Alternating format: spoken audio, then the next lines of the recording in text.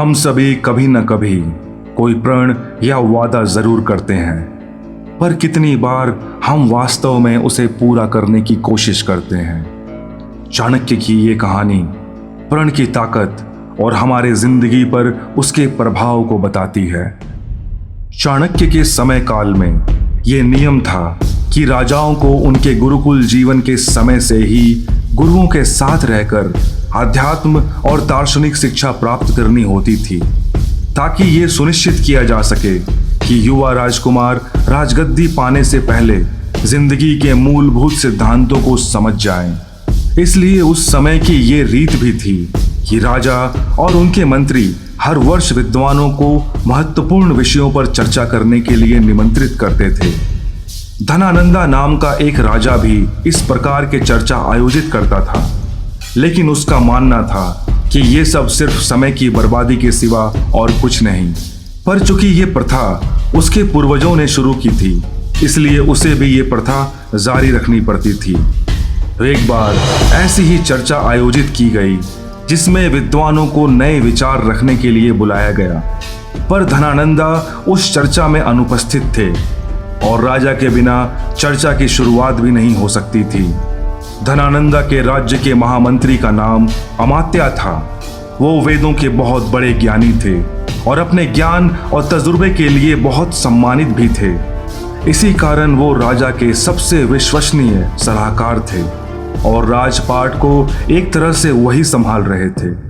धनानंदा के गैर मौजूदगी के कारण अमात्या को यह एहसास हुआ कि विद्वानों के बीच मगध राज्य अपनी प्रतिष्ठा खो देगा। इसलिए वो धनानंदा के कक्ष में गए, जहां उन्होंने पाया कि राजा दासियों के साथ मदिरापान में व्यस्त हैं। उन्होंने राजा से कहा, महाराज, सभी विद्वान सभा में आपका इंतजार कर रहे हैं, कृपया मेरे साथ चलिए। मगध को इस वक्त अपने राजा की जरूरत है। बाकी ये सब ऐशो आराम के कार्य आप बाद में भी कर सकते हैं। ये सुनकर धनानंदा क्रोधित हो गया और कहा, अमात्या, अगर किसी और ने मुझसे ऐसे बात करने की हिम्मत की होती तो मैं उसे मृत्यु दंड देता। किसी को भी राजा को आदेश देने का अधिकार नहीं, पर मैं तुम्हारा बहुत सम्मान करता हूं, इसलिए मैं तुम्हारे साथ चलूंगा। पर कुछ समय सभा में बिताने के बाद ही धनानंदा अपनी रुचि उस चर्चा में खोने लगा और बीच बीच में विद्वानों का मजाक भी उड़ाने लगा। विद्वानों के उस सभा में आचार्य चाणक्य भी मौजूद थे। उन्हें धनानंदा का ऐसा बर्ताव सही नहीं लगा और इसलिए उन्होंने सभा छोड़ने का निश्चय किया। चाणक्य का ऐसे सभा से जाना धनानंदा को अपना अपमान लगा। उसने सैनिकों को चाणक्य को रोकने का आदेश दिया और कहा, अगर तुम्हें इस तरह सभा छोड़कर जाना ही था तो तुम यहाँ आए ही क्यों थे? चाणक्य ने भी बुलंद आवाज में कहा, मैं यहाँ ये देखने आया था कि क्या मगध ने अभी भी ज्ञान का दीपक प्रज्वलित कर रखा है, ताकि हम मिलकर सिकंदर से होने वाले आक्रमण को रोक सकें। पर मुझे मेरी गलती का एहसास हो गया है और मैं यहाँ अपना एक भी पल और व्यर्थ नहीं करना चाहूंगा।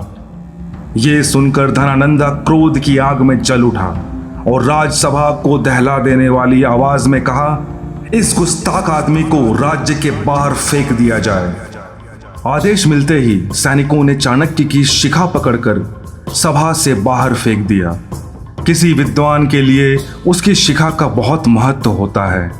ये उसके गुरु, ईश्वर और शास्त्रों के प्रति उसके आस्था और सम्मान का प्रतीक होता है और इसे उनके प्रति सबसे बड़ा अपमान मानते हुए चाणक्य ने उस सभा में एक प्रतिज्ञा लेते हुए कहा, मैं अपनी शिखा उस दिन तक नहीं बांधूंगा जब तक मैं तुम्हें मगध के राजगद्दी से हटा ना दूं। उस वक्त तक चाणक्य मात्र एक शिक्षक थे, जिनके पास ना ही कोई राजनीतिक ताकत थी और ना ही कोई पद और ना ही उनके अधीन कोई सेना थी। पर उन्होंने देश के सबसे शक्तिशाली राजा को उसके राजगद्दी से उखाड़ फेंकने की प्रतिज्ञा ले ली थी। पर केवल प्रण लेने से कुछ नहीं होता, उसे पूरा करने के लिए कार्य भी करना होता है। और चाणक्य अपनी खुली शिखा को देखकर हर रोज अपनी प्रतिज्ञा की ज्वाला को जलाए रखते थे और अंततः उन्होंने धनानंदा को गद्दी से हटाकर चंद्रगुप्त को भारत का सम्राट बनाकर एक नए इतिहास की रचना की और इस तरह मौर्य साम्राज्य की स्थापना हुई। तो मेरे दोस्तों, अब हम समझ सकते हैं कि एक प्रतिज्ञा की क्या ताकत होती है अगर इसे सही तरीके से प्रतिबद्ध होकर निभाया जाए। उदाहरण के तौर पर, चाहे वजन कम करना हो या सुबह जल्दी उठने की आदत डालनी हो और या फिर किसी प्रोजेक्ट को सही समय पे पूरा करना हो, यूं तो हम ये सब काम बड़े उत्साह के साथ शुरू करते हैं, पर कुछ समय बाद ही रास्ते से भटक जाते हैं। या तो हम आलस में चले जाते हैं या फिर अपने लक्ष्य को ही भूल जाते हैं।